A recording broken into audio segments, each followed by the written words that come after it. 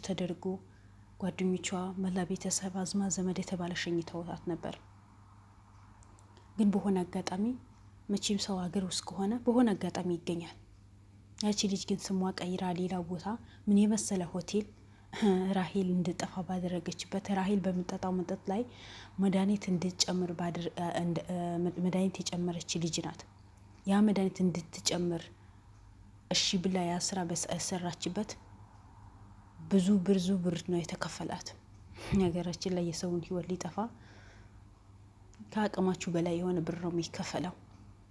እሷም በዛ በተከፈላት ብር ነው ይሄን የመሰለ ሆቴል የከፈተችው። ከፍታ የራሷ ህይወት ትመራለች።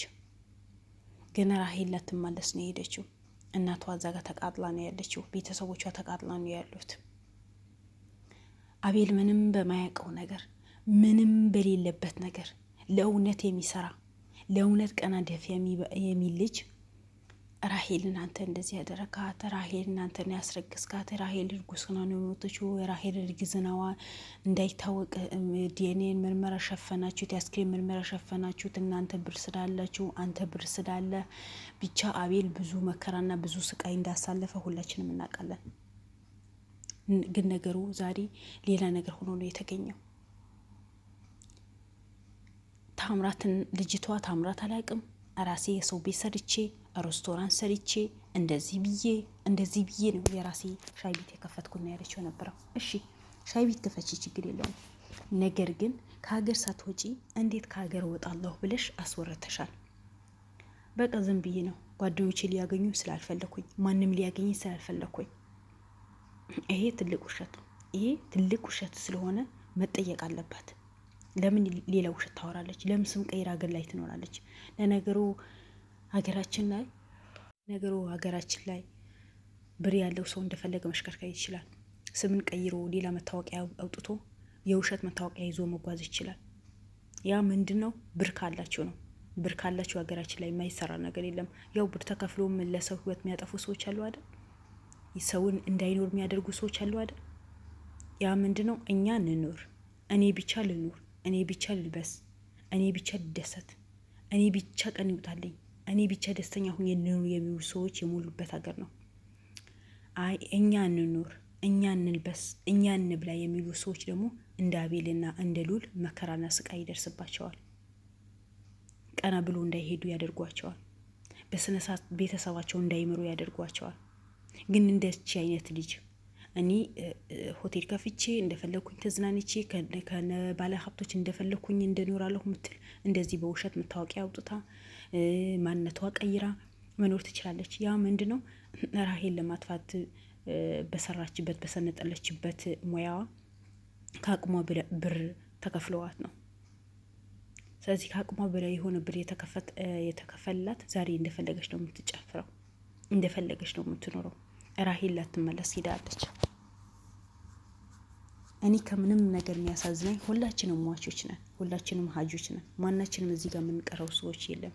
እያንዳንዳችን ተራችን ሲደርስ እንሄዳለን።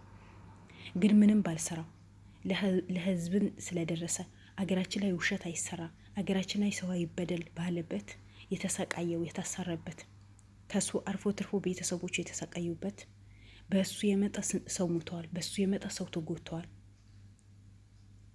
እነዛ ሰዎች ናቸው የሚያሳዝኑኝ። በአቤል ጉዳይ ላይ ብዙ ልጆች ተጎድተዋል፣ ብዙ ልጆች ተመተዋል፣ ሰው ሞተዋል።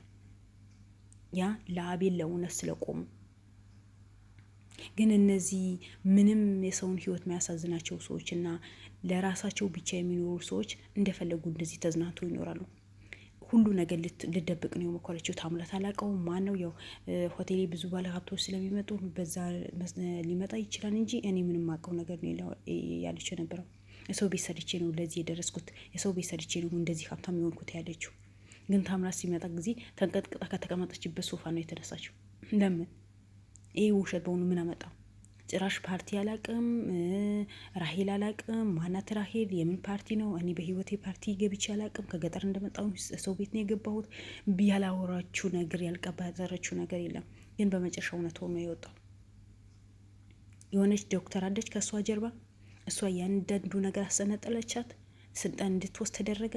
ስልጠና ልትወስድ ስትሄድ ጊዜ የራሳቸው መኪና ነው የሚመጡት። የሚገርማችሁ ነገር ራሄል እንዴት እንደሞተች አላቅም እንጂ እኔ በብዙ ሰዎች እንደዚህ ነገር አድርጊያለሁ፣ ብር ደግሞ በብዛት ነው የሚከፈለኝ አለች። ግን ማናቸው የሞቱ ሰዎች የሉም።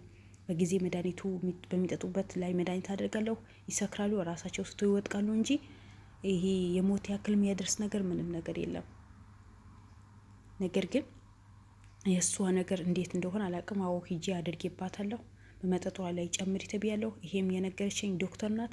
እንዴት እንዳርጌ እንደምጨምር እንዴት አድርጌ እሷ ጋር እንደመቀርብ ሙሉ ስልጠና የሰጠችኝ ዶክተር ናት። ዶክተሯ ጋር የሚወስዱን ደግሞ 2 ሰዎች ናቸው። ከዛ በኋላ ዶክተሯ የት ትግባ የት ትውጣ አላቅም። ስለዚህ ራሄል መሞቷ ካወኩኝ በኋላ አዎ ከሀገር ልወጣ ነው ብዬ ለጓደኞቼም ለዘመድም ለአዝማድም ተናግሬያለሁ። ምክንያቱም እንዳልያዝ ስራዬ በስርዓት እንደሰራ። አዎ ራሄል ሙታ ራሷ ምግብ ቤት ከፍታ እንደጨፈረች እንደፈለገች እንደተዝናናች ነው። እኔ የሚገርመኝ ነገር ደግሞ ለቤተሰቦቼ ልዶራቸው ለቤተሰቦችሽና በላብሽ አምጥተሽ አኑሪያቸው እንጂ ሰውን አትፍተሽ ነው አንድ ቤተሰብ ሀዘን ገብቶ ያንቺ ቤተሰብ የሚደሰቱት እንዴ? የሌላ ሰው ቤተሰብ እኔ ከእንጨት የተፈጠረ ነው የሚመስላችሁ እንዴ? ሰው አይመስሏችሁ ነው? እንዲ ምን አይነት አስተሳሰብ የጎደላቸው ሰዎች ናቸው ሀገራችን ላይ የሞሉት? እንዲ አንድ ሰው እንዲ አንድ አስተሳሰቡ ትንሽ እንኳን ትንሽ የምታስቡ አስተሳሰብ አልተሰጣችሁም እንዴ? ለብር ብላችሁ አይምሯችሁ ትሸጣላችሁ። ለብር ብላችሁ ህሊናችሁ ትሸጣላችሁ። ቤተሰቦቼ 4 ቤተሰብ ነው ማኖረው፣ እናት አባቶች የሚበሉት ነገር የለም እና የራሄል እናት አባት አይደሉም? የራሄል ቤተሰቦች ቤተሰቡ አይደሉም? እነሱ የው ሀዘን ላይ ናቸው፣ ስቃይ ላይ ናቸው። እናቷ አራረች። የአንቺ እናት ግን ደስታ ልታይ ነው የምትፈልጊው። የአንቺ እናት ደስታ ለማየት የምትፈልጊው ከሆነ የሰው እናት እኮ ደስታ ማሳየት ነው ያለብሽ። የአንድ ሰው እናት አስለቅሶ የአንድ ሰው እናት ደምን ባልቅሳ የኔ እናት ቀን አድርጌ የኔ እናት ደስተኛ ሆና ትኖራለች ማለት በምንም ተአምር የሚደረግ ነገር አይደለም። ይህ የሚሆንም ነገር አይደለም። ዙሮ ነው የሚከፍለን። የሰራነው ስራ መልሶ እኛን ነው የሚከፍለን። ዛሬ ቤተሰቦችሽ ደስተኛ ቢሆኑ ነገ በምን አይነት ድርጊት በምን አይነት ሁኔታ ቤተሰቦችሽ በምን እንደሚከፉ አታውቂም። ግን በነገራችን ላይ እናንተ አይምሯችሁና ልባችሁ ብር ስለሸፈነው ስለሌላ ነገር ምን የምታውቁ ነገር የለም። ብቻ ብርና ብር ለብሳችሁ መውጣት ነው፣ በልታችሁ መውጣት ነው። በቃ እንደፈለጋችሁ መኖር ነው። ስለሌላ ሰው ህይወት አያሳዝናችሁ። ምን አገባችሁ ስለሌላ ሰው ህይወት? የእናንተ ደስታ ብቻ ደስተኛ ሆናችሁ ነው። ምን አገባችሁ? አቤል ባልሰራው ስራ ይሄን በእውን ተሰቃየ። ባላደረገው ስራ ይሄን አልተሰቃየ። መከራውን አየ፣ ታሰረ፣ ወረደ፣ ወጣ። ከጓደኞቹ በእውን ተጣላ፣ ከሉል ተጣላ። ከሉል ብዙ ቦታ ደረሰ። የሉል እናትና የአቤል እናት መጥቶ ባያስታርቋቸው ኖሮ አስቡት እስካሁን የት እንደነበሩ። እንደዛ የሚዋደዱት ራስ በራሳችሁ ተጋግፎ የሚሰሩት በአንተ ምን አለ በእኔ ምን አለ ብሎ በሀቅ የሚሰሩ ሰዎች እንኳን አጣለታችሁ ለማጣላት የደረሳችሁ ሰዎች እኮ ናቸው። እኔ ታምራትም ሆነ ሊያ ፊታቸው ሳይሸፈን ቢለቀቅ ነው ደስተኛ የምችለው። ምክንያቱም ሰው አንድ ሰው ባጠፋውን ያ ሰው በተቀጣበት ሌላ ሰው ይቀጣበታል። ግን እናንተ ነገ ልጆች ይኖሯቸዋል፣ ነገ ቤተሰብ አላቸው፣ ነገ ሊወቀሱ ይችላሉ በማለት ስለሚሸፈኑ ጉዳቸው ሚዲያ ላይ ስለማይወጣ ፊታቸው ስለሚሸፈን ሌላ ሰው እንደነሱ ፊታችን ይሸፈናል። ምንም ነገር ብንሰራ ፊታችን ተሸፍኖ ስለሚለቀቅ ሰው ስለማያቀን ምንም ችግር የለም ብሎ ሌላ ሰው ወንጀል ውስጥ ሊገባ ይችላል። ይሄ እኔ ምንም ማልደግፈው ነገር ነው። ወንጀል ሰርተዋል፣ አዎ ወንጀል ሰርተዋል። ፊታቸው ሳይሸፈን መለቀቅ ነው ያለባቸው። እነሱ ማን ናቸው? ሌላ ሰው እኮ እንደነሱ ለመኖር የሚፈልግ ሰው እኮ ነው። እንደነሱ ህይወት ለማየት የሚፈልግ ሰው እኮ ነው። ሌላ ሰው እንደነሱ ከቤተሰቡ ጋር እንደፈለገ ተዝናንቶ ለሚኖር የሚፈልጉ ቤተሰብ እኮ ናቸው። ዛሬ እነሱ እንደፈለጉ ብር ስላላቸው ብር ስላገኙ እንደፈለጉ ስለሚዝናኑ የሌላ ሰው ቤተሰብ ደግሞ ጨለማ ማስገባት ወይም እንቅፋት መሆን የለባቸውም። ምን ፊታቸው መሸፈን አያስፈልግም። ምክንያቱም እነዚህ የሚሰሩ ስራ ጥሩ ስራ አይደለማ። ምን ጥሩ ስራ ተሰርተው ነው የሚሸፈኑት? እንኳን ጥሩ ስራ የሰሩ ሰዎች እኮ አይሸፈኑም፣ በአደባባይ ነው የሚወጡት። ለምንድን ነው ይሸፈናሉ? ጥሩ ስራ እኮ ነው የሚሰሩት። ስለዚህ እነዚህ ወንጀል ከሰሩ በኋላ ለምንድን ነው ፊታቸው የሚሸፈኑት? እነሱ ዛሬ ደስተኛ ሆኖ ነው የሚኖሩት። ግን ራሄል የለችም፣ ላትመለስ ነው የሄደችው። ቤተሰቦቿ አረው ነው ያሉት። እነሱም ደስተኛ ናቸው። የእነሱ ቤተሰብ ደስተኛ ናቸው። ለምን? ብር በኃይለኛ ስለተሰጣቸው። ከእንግሊዝ ሀገር ከውጭ ሀገር የሚመጣ ብር ከአቅማቸው በላይ ተሰጥቷቸው እንደፈለጉ ስለሚዝናኑ እኔ በጣም ነው የገረመኝ። ሴት ሆና በሴት ላይ መጨከን፣ ሴት ሆና በሴት ላይ ጨክና የሴት ልጅ ህይወት ቀምታ እሷ ደስተኛ ሆና የምትኖር ሴት እኮ ነው ግርም የምትለኝ። ለምንድን ነው ህሊና ማይኖራችሁ? ቢያንስ አንድ የሴት ልጅ መከራ ታያለች፣ የሴት ልጅ ስቃይ ታያለች። ያ መከራ ዋይተ ስቃይ ዋይተሽ እኮ ይሄ ነገር አላደርግም ማለት ወይ እንዳደረሹ አድርገሽ እኮ ማፍሰስ እኮ ትችይ ነበር። ጊዜ ካሜራ ቢከታተልሽ እኮ የህግ አካላት ወይስ ለፖሊስ ሄደሽ እጅ መስጠት እኮ ትችይ ነበር። ግን አንቺ የራስሽን ኑሮን ለማቅናት የራስሽን ደስተኛ ለመሆን የራስሽን ምግብ ቤት ለመክፈት ወይስ ሬስቶራንት ለመክፈት ፍላጎት ስላለሽ የሌላ ሰው ህይወት ምንም ያሳሰበሽ ነገር የለም። እስኪ አንዳንዴ ቆም ብለን እናስብ። አንዳንዴ እንደ ሰው እናስብ። ሰው እንሁን። ብቻ እኔ ብቻ ደስተኛ እንሁን የሚባል አስተሳሰብ ከአእምሯቸው አውጡት። ሰው ምሰሉ። እኛ ከእንስሶች የምንለየው እኮ ሰው በመሆናችን እኮ ነው። ዛሬ ራሄል ላትመለስ ሄደች። ዛሬ የራሄል እናት ሀዘን ላይ ናት። የራሄል እናት አንገቷ ደፍታ ነው የምትሄደው። የራሄል እናት በሄደችበት የምታለቅሰው። አንቺ ምንድን ነው ደስታሽን? ዛሬ ስትያዥ እናቴ ትጎዳብኛለች፣ አባቴ ይጎዳብኛለች እና የራሄል ቤት ስለዚህ የራሄል ቤተሰቦች አይጎዱም ማለት ነው። በነገራችን ላይ አንድ ነገር ለመስራት ስታስቡ መጀመሪያ ቆመ ብላችሁ አስቡ። ይሄ ነገር በእኔ ህይወት ላይ ቢመጣ ምንድን ነው የሚያጋጥመኝ? ምንድን ነው የሚፈጠረው? ምን አይነት ሀዘን ውስጥ ይገባል ብላችሁ ቆመ ብላችሁ አስቡ እንጂ ብቻ ለራሳችሁ ደስታ ምሰሩ ሰዎች እስኪ ትንሽ ህሊናችሁ አሰሩት። ህሊን እንዲኖራችሁ አድርጉ። የራሳችሁ ደስታ ብቻ አትሞክሩ። የራሳችሁ ኑሮ ብቻ ለመምራት አትሞክሩ። ኧረ ተው እስኪ። እነዚህ ጥሩ ከሚሰሩ ልጆች ጥሩ ከሚሰሩ ወንድሞቻችሁ ተማሩ። በእርግጥ አናቅም ልትሉ ትችላላችሁ። እኛ ምንም ነገር መስራት አንችልም ልትሉ ትችላላችሁ።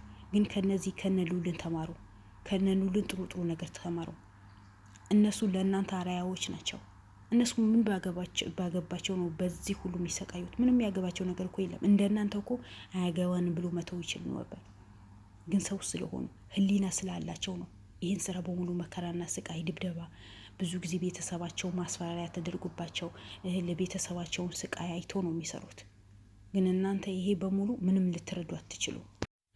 ለማንኛውም አቤልን በዚህ ልክን የአንተ እውነት ስለወጣ ሀቅህን ስለወጣ ታማኝ መሆንህን ስለታወቀ በጣም ደስ ብሎኛል። ይህ ታማኝነት ሁሌ የሚቀጥል ያድርገው። የበለጠ ነገር መሰሩ ህዝባችሁን አደራችሁን የምትወጡ ጀግኖች። እነዚህ ሀገር ላይ መጥፎ የሚሰሩ ሰዎች እያንዳንዳቸው የእጃቸውን እንደሚያገኙና እናንተ ሁሌ ከነ ቤተሰባችሁ ደስተኛ ሆናችሁ እንደምትሰሩ ለእውነት እንደምትቆሙ መቼም አልጠራጠርም። እነዚህ ለውሸት የቆሙ ሰዎች ደግሞ አንገታቸው ደፍተው አርፈው በስራቸው ተጸጽተው ይቅርታ የሚጠይቁ ጊዜ ቅርብ ይሆናል። እናንተ ሁሌ ጉዞ ወደፊት እንጂ ወደ ኋላ የሚባል ነገር የለም። እንወዳቸዋለን። ላይክ፣ ሼር፣ ሰብስክራይብ አድርጉ። ሰላም አለይኩም ወራህመቱላሂ ወበረካቱ።